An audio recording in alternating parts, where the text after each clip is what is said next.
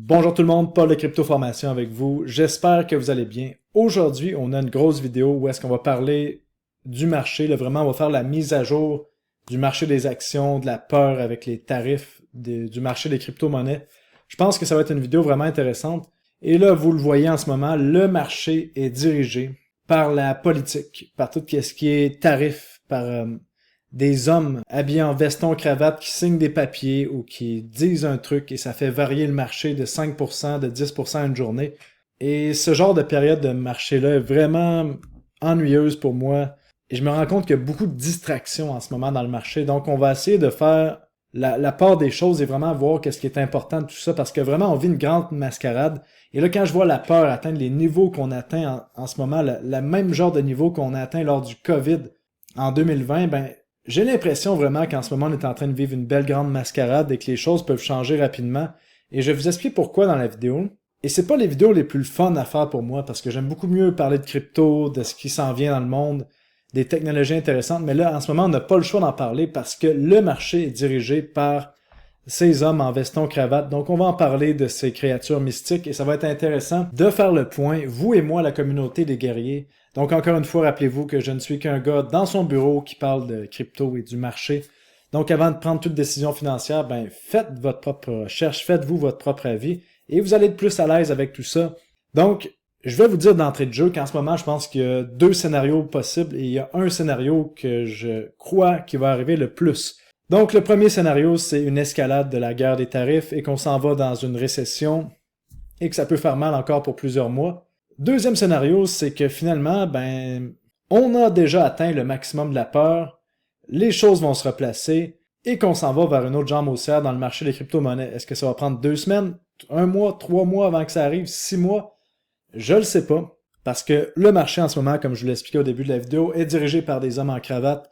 Et là, en ce moment, qu'est-ce qu'on voit? Ben, on voit le marché des actions qui a corrigé sévèrement. On parle de moins 21% en 47 jours ou 33 jours de trading, là, donc les jours ouvrables.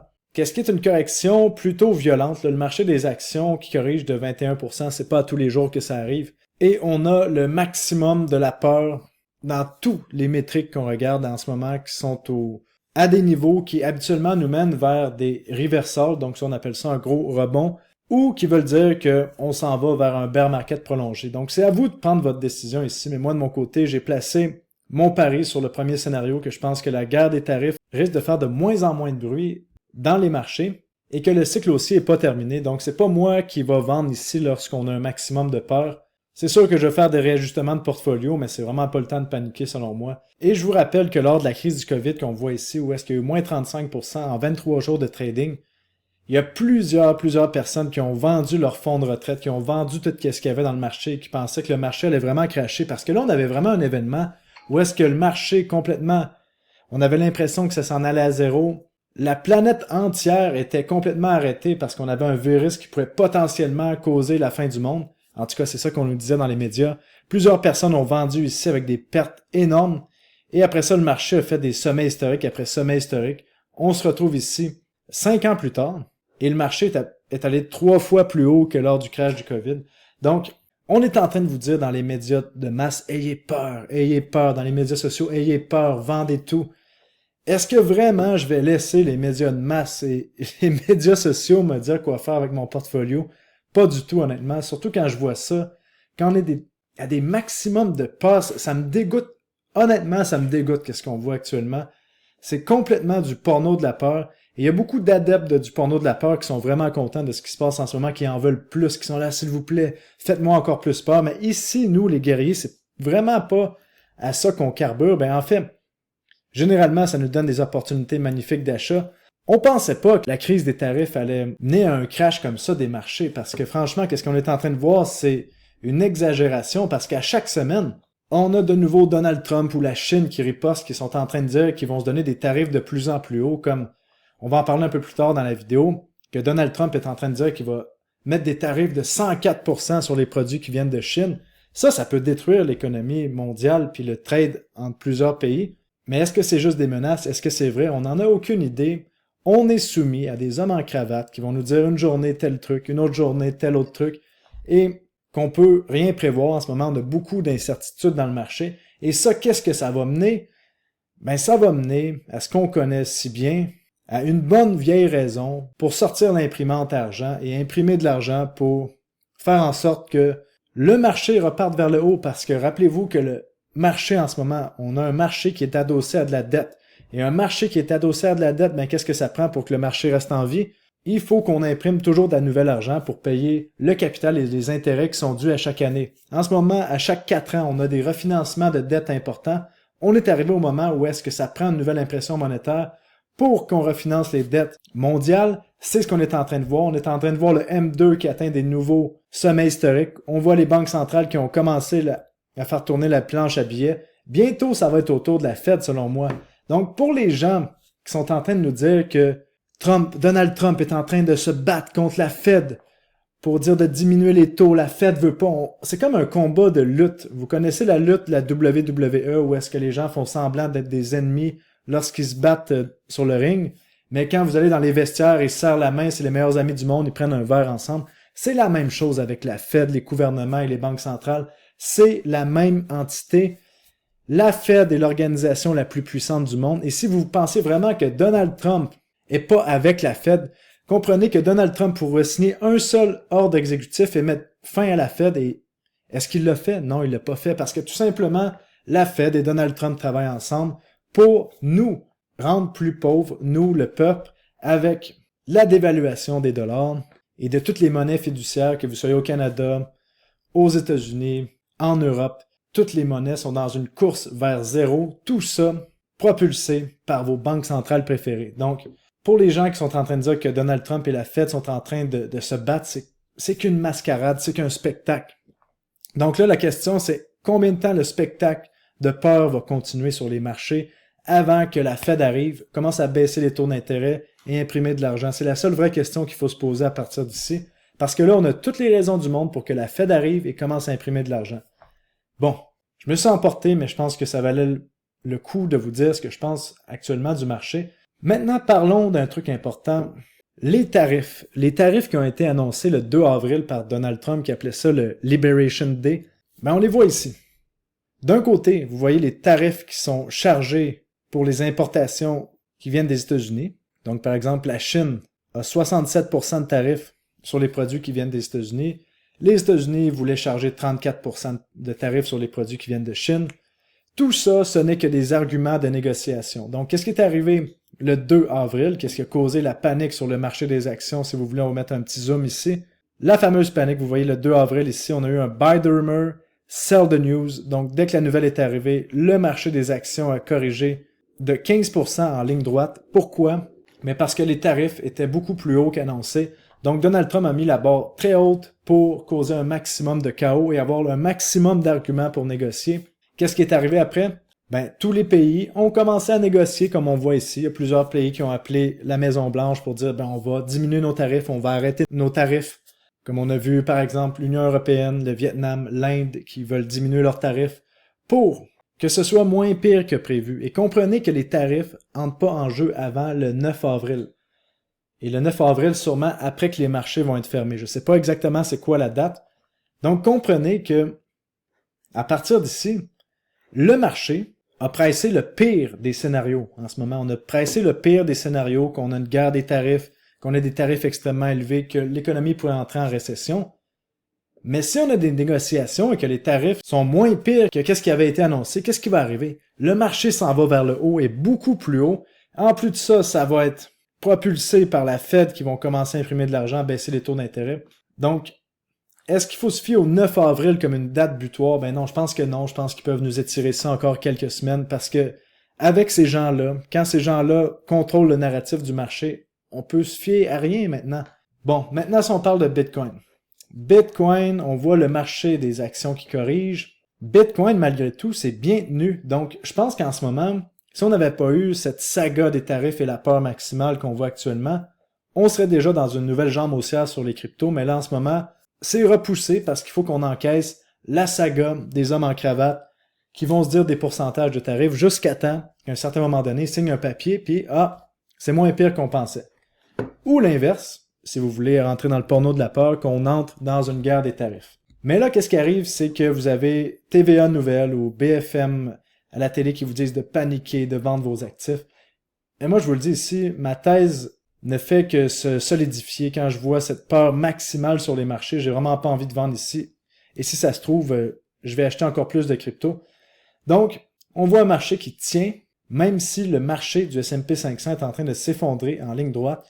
Et quand on regarde ça, qu'est-ce qui cause le crash qu'on voit ici, vraiment le crash des derniers jours? Ben, c'est encore une fois, vous pensez que vous êtes des dégénérés en achetant les crypto-monnaies, mais les hedge funds se sont fait liquider parce que ils avaient pris des leviers sur le marché, tout comme n'importe quelle personne dégénérée dans le marché des cryptos. Donc, les hedge funds se sont fait défoncer par les market makers, tout comme on voit la même chose au niveau du marché des crypto-monnaies. Donc, la question, c'est est-ce que il reste encore des positions à être liquidées, des hedge funds qui vont paniquer? Probablement que oui. Donc, il faut s'attendre à de l'extrême volatilité dans les prochaines semaines au niveau du marché des actions. La vitesse à laquelle les corrections se font sont de plus en plus rapides sur les marchés. Je ne sais pas si vous avez remarqué. Peut-être parce que l'information se propage plus rapidement avec Internet. Mais il faut s'habituer au nouveau marché qu'on a devant nous. Des montées en ligne droite dans une pente de 45 degrés et des corrections brutales. Donc, si on revient sur le journalier, si regardez le nombre de corrections brutales qu'on a eues juste depuis octobre 2023, où est-ce qu'on remonte en V-bottom, on en a eu 1, 2, 3, 4, 5, 6. Et là, peut-être qu'on va encore une fois monter en V-bottom dans les prochaines semaines. Donc, ça fait partie du nouveau marché du S&P 500 qui est supporté artificiellement par l'impression monétaire. Et là, on atteint vraiment le maximum de peur parce que si vous regardez ici le VIX, qui est l'index de la peur, depuis 2008, seulement 4 fois, on a atteint des sommets aussi hauts de peur. La crise de 2008, le crash du COVID 2020, le carry trade, vous vous souvenez au mois de juillet ou le mois d'août avec le Japon, que tout le monde n'en a rien à foutre maintenant. Même chose, on avait atteint les sommets de peur, on avait atteint 65 sur le VIX, et là on vient d'atteindre 60 sur le VIX aujourd'hui en fait. Donc, qu'est-ce qui se passe lorsqu'on dépasse les 45 au niveau du VIX ici? Ben, j'ai la réponse pour vous. Grâce à Charlie Bellilo, 100% du temps, où est-ce que le VIX dépasse les 45, 1 an après, 2 ans après, 3 ans après, le marché est beaucoup plus haut. Donc, qu'est-ce qu'on vit en ce moment? C'est temporaire. Si vous avez un horizon de quelques mois, de plus d'un an, normalement, tout devrait bien aller dans le marché des actions. Si on suit ce qu'on voit ici, au niveau du marché des crypto-monnaies, on risque d'avoir une autre jambe haussière qui mène Bitcoin en haut des 100 000 $ et qui mène les altcoins plus haut. Donc, est-ce qu'on est en train de vivre un grand spectacle selon vous? C'est vous qui décidez. Mais à un certain moment donné, regardez à quel point on vit un grand spectacle. On voit Donald Trump qui annonce des tarifs à 104% au niveau de la Chine. Est-ce que ça fait du sens? Est-ce que vous pensez que ça va aider l'économie, que Donald Trump travaille pour vous? À un certain moment donné, c'est que des moyens de pression. Vous voulez voir un autre exemple du ridicule qu'on est en train de vivre en ce moment? Regardez qu'est-ce qui s'est passé. C'est pas plus loin que hier, le 7 avril, on a eu, regardez ça, si je mets la charte en 15 minutes ici, une nouvelle qui disait que Donald Trump allait repousser les tarifs de 90 jours. Et là, on a vu, en à peine 30 minutes, le marché des actions a pris 10% pratiquement, en fait, 8,3% comme on voit ici. Et 30 minutes après, on apprend que c'est pas vrai.